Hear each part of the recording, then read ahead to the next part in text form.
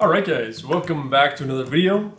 So this is a little series about how to get started in woodworking with real wood. So in this one we're going to be talking about tools and machinery that you need to really start woodworking. Now this is a very diverse topic. Some people are fully into hand tools, some people are fully into power tools, and most people I would say are kind of right in the middle. So my shop is basically modeled off of the Wood Whisperer's hybrid method. So it's a super good way to get good results with woodworking. You know, you do a lot of the brute forcing, milling, and cutting of materials with power tools, and then you do a lot of the finessing work with hand tools. But what I want to start out with here is just kind of the basic tools you need to get to start woodworking. Now again, these will vary person by person. If you have a lot of time and effort and patience, look more into hand tools. If you want to just get going with woodworking, you want to get some projects done, then these tools are going to be what you're looking for. So you can see pretty much my entire shop behind me here, minus a few tools here and there over on the other side, and I've got my workbench here. So one of the first things you're going to need is a good solid workbench. You want something with a nice hardwood top, or you can make it out. You can laminate together a whole bunch of 2x4s. You just want a nice big open surface to work on. This will help you whether you're doing hand tool work or power tool work. You just want some place that you can lay out your stuff and get your work done. So that is probably the most important thing. Now the workbench I have here is just a Mastercraft workbench from Canadian Tire. It served its purpose well. I will probably upgrade it in probably a few months or so once I have some extra time around and money. But for now, it has served me extremely well. It's nice and sturdy. I can do all the work I need to get done on this bench, and I don't really have to worry about it breaking, collapsing, anything like that. So good sturdy workbench is definitely top priority before you go out and buy anything else. And so the next thing you're going to want is a good quality table saw. Now I've got the DeWalt job site. I have no idea of the model number or anything like that, but it's a good quality job site table saw. I've got it on a nice sturdy stand here. You can see it doesn't move around a lot on me. And overall, it's a good quality table saw to get started with. Now, if you know that you really want to get into woodworking, you can kind of skip the job site table saw and go straight to a cheap cabinet saw. I know Home Depot has a pretty nice one. There's also a bunch of other places that you can go to get a pretty decent little cabinet saw that's not too expensive. And in general, a cabinet saw will probably serve you a little bit better, but a job site saw is great to start out with because if you're doing rough construction around your house, these are really nice because you can kind of take them to other places and they kind of serve multiple uses.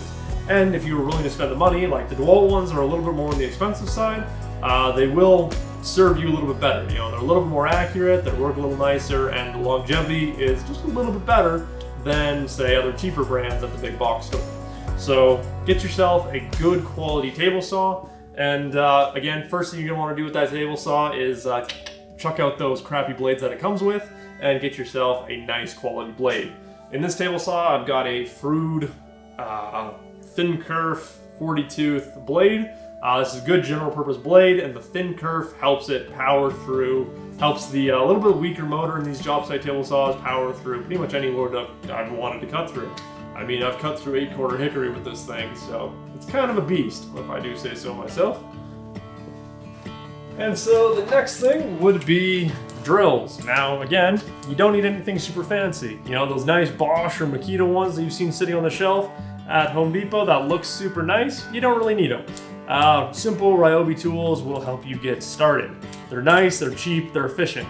And you really only need a single drill. Now, what I will say is that you want to make sure that you get a drill first and not an impact driver.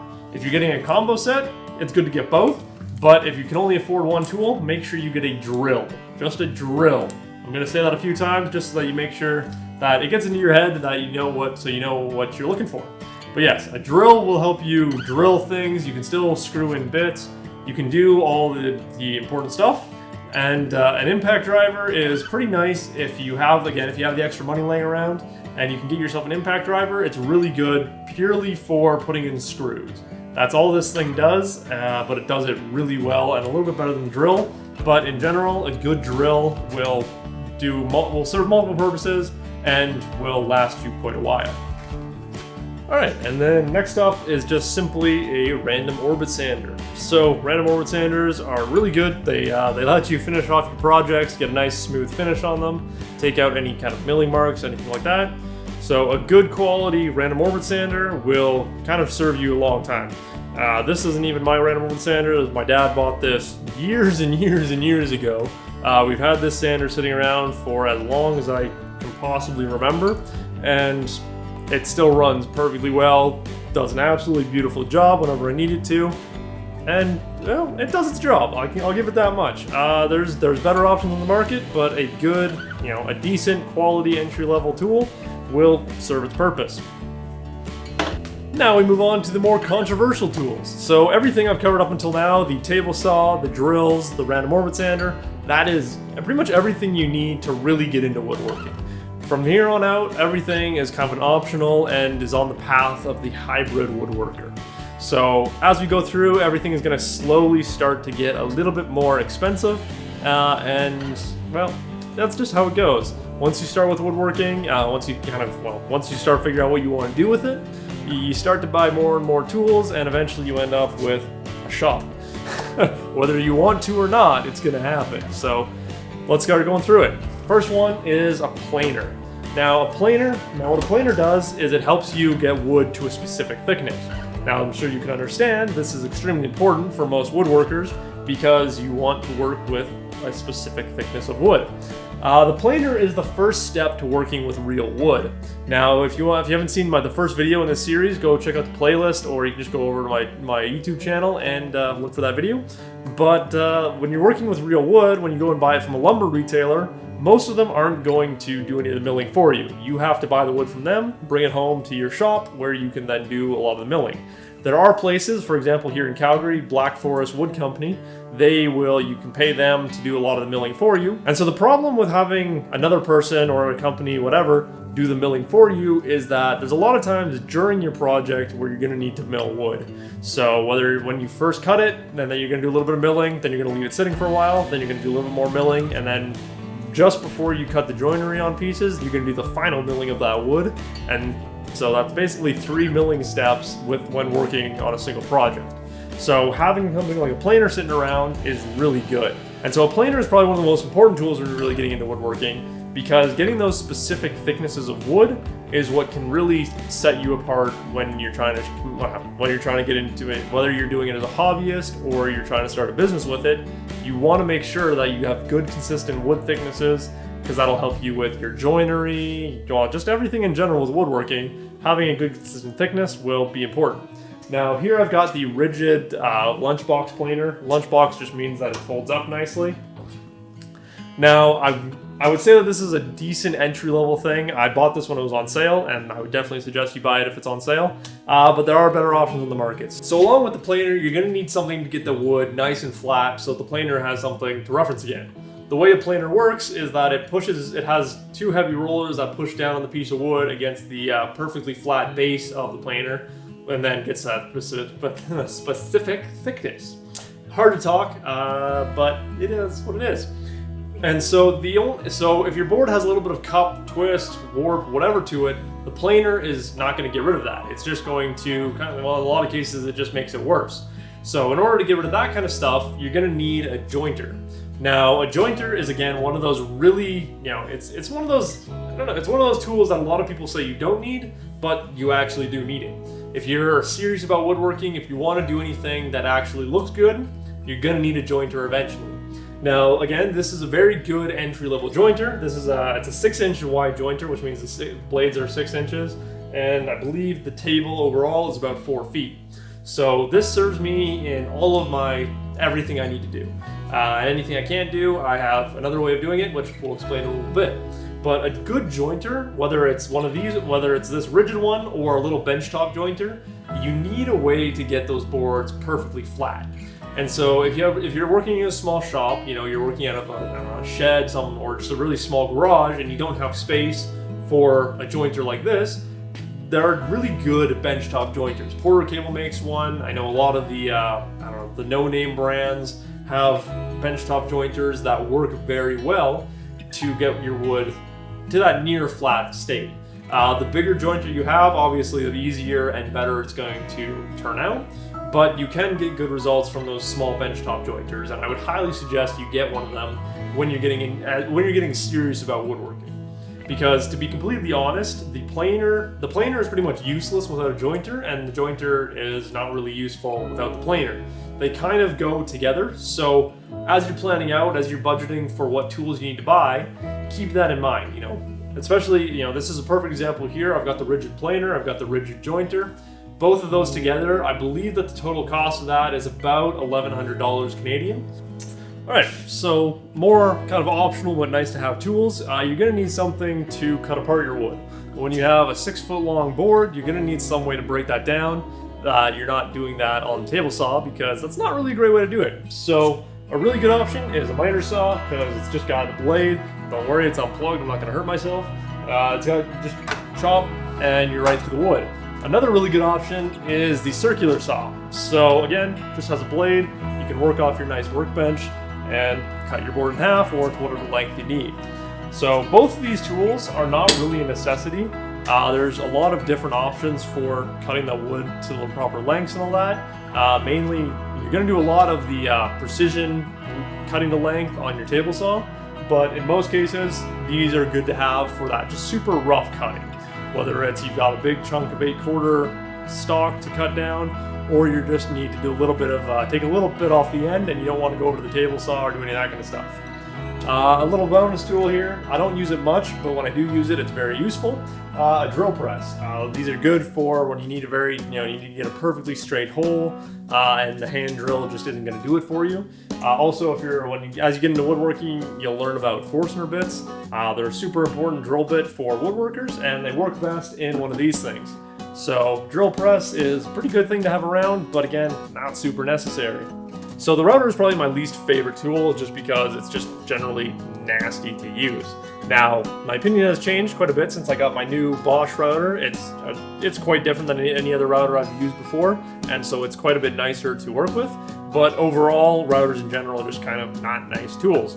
So you want to make sure that you get a decent quality one. I started with a Ryobi one, which literally broke on me while in use. Story for another time. Actually, the Ryobi one broke on me, the Porter cable one broke on me.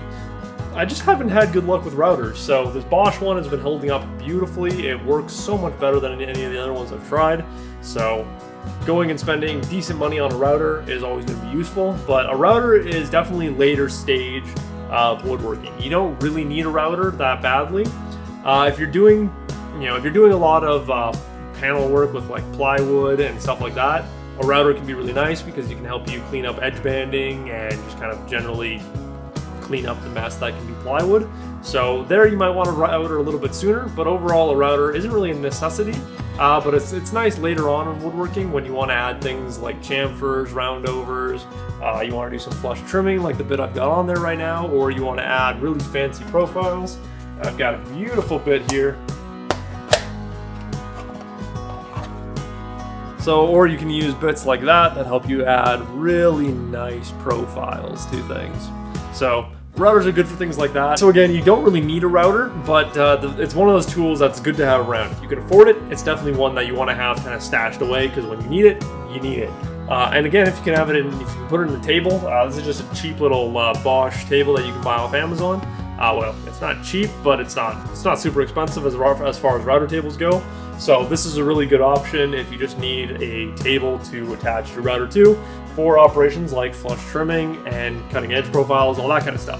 So the final couple tools I'll talk about, in the back corner there, you can see dust collection. So dust collection is really important because you want to make sure you're not breathing in all those tiny particles that are coming up when you're cutting through wood.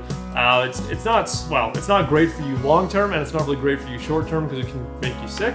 But it's one of those things where you can buy a simple little shop vac from Home Depot, or you can go and buy a decent quality dust collector like the one I've got behind me.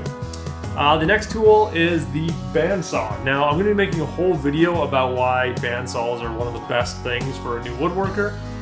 So I'm not going to go too in depth with it, but bandsaws are just super useful in general. It's a hell of a lot safer than a table saw. It doesn't quite have the accuracy in that, so you still do need a table saw, but a bandsaw in general I find that I use my bandsaw way more than I use my table saw, just because it's a little bit more, it's quieter, it's just far more enjoyable to work with because the danger level of it is quite a bit lower than a table saw. So I love bandsaws, and so definitely look into it. But again, that video will be coming out very soon about why I just am in love with my bandsaw. All right, so back over here at the bench now, the final things we'll talk about are hand tools. Now, when you first get into woodworking, you're not really going to be, I feel like most people are not that interested in hand tools because it's kind of an acquired taste. You need to definitely try using them before you really get into spending money on them. But the best thing to do is to buy a nice cheap set of chisels. Let me actually grab mine here if I can find them. So a nice cheap set of chisels like this. These are Fuller chisels. The set of 3 of them cost me 20 bucks off Amazon. That's a good place to start with hand tools. You can learn how to sharpen, you can learn how to use them. Overall, that's a good place to start. So when you're first getting into woodworking, definitely just pick up exactly this pack of Fuller chisels off Amazon, and you'll be good to go for quite a while. But as you get further into woodworking, as you try to do more detailed stuff, as you experiment more with different woods and that kind of thing, you're gonna want some nicer hand tools. And so this is where we kind of jump into the hybrid side of things. So in my shop, I don't use the random orbit sander anymore wherever possible. I prefer a hand plane. So a hand plane is a super useful tool. Like I mentioned earlier, if you can't afford a jointer or you don't have the space for it, a hand plane can do the exact job of a jointer. It just takes a little bit more skill, a little bit more time, a little more patience. I own a jointer, I have it sitting there, it's always available to me, but there's still a lot of times where, especially because I have the limitation of the 6 inches on that jointer, where if I want to work with a wide piece of wood, I still use my hand plane to fully flatten that piece of wood. So if you're just getting into woodworking and you don't want to spend a ton of money, look at a hand plane. They seem expensive for what they are. So a decent low angle jack plane is about $200, and if you're talking about a top-notch quality, a top tier low angle jack, that is this Veritas one, you're talking about 350 bucks, something like that. So compared to a jointer, not expensive at all. Even compared to a planer, not super expensive. And it serves tons and tons of purposes. I don't use the random orbit sander pretty much anymore, because I'd finish everything with the low angle jack. I think it just gives a better finish, but that's all subjective. A few other tools you're gonna want is a decent block plane. So again, this is a very fancy Veritas block plane. I put a lot of money into it because I wanted something that would serve multiple purposes, but you can pick up a pretty decent block plane from Lee Valley, Lee Nielsen. Good quality chisels. Again, these are kind of your top of the line Veritas chisels, so a little bit too expensive for someone just getting into woodworking who doesn't really quite understand how to care for these kinds of tools. So again, stick to your cheaper chisels for the beginning, but over time, get yourself a good set of chisels because they will just work way better. We got a lot of tools here. Hand saws. I find hand saws are just generally very useful things to have around. This is a dovetail saw. So dovetail saws are obviously good for if you want to get into dovetails. And then the other saw I've got here is a tenoning saw. So if you need something for a little bit rougher cutting, tenoning saw is just generally kind of a good thing to use. And then somewhere around here, I have a few panel saws where if I'm working with a wide, fairly large panel that I don't want to try and pass through my table saw, I'll grab a panel saw and just kind of quickly rough it out with that, and then clean it up with all my other hand tools here. So having a good mix between hand tools and power tools is going to serve you well in the long run because it really lets you finesse what you're working on. Whether it's a super fine crafted piece of furniture or it's just a DIY weekend project. I've used my hand tools, whether it's my chisels, my hand planes, whatever, to help clean up a 2x4 before I punch it into the ground. So stuff like that, you never know how useful these tools are until you have them sitting around your shop and you can just quickly grab them and put them to use. So that's pretty much it for tools in my shop. Obviously, there's a lot of other small bits and pieces here and there, but the tools that I put in this video are kind of my main go-to tools for woodworking. So like I said earlier in the video, the tools that you really need to have to get into woodworking is a drill, a table saw, and a sander. Those are the 3 tools that are going to be most important and serve the most versatile use in general when you're getting into woodworking. Everything else I've shown in the video is optional and is useful, but they're not necessary to get started. And even there, if you don't have the ability to run a table saw or a sander, look into hand tools. If you have any questions about hand tools, leave a comment down below. I can give you lots of advice on how to just start woodworking with hand tools. Again, I didn't start with hand tools. I started with power tools and eventually got to hand tools. But there's always multiple ways to do things in woodworking, and that's one of the best parts about it. So if you guys have any questions, you need any more information about certain tools, what to look for when you're shopping, feel free to leave a comment down below or visit my website to get in touch with me. But as always, guys, I hope you enjoyed this video, and I will see you in the next one.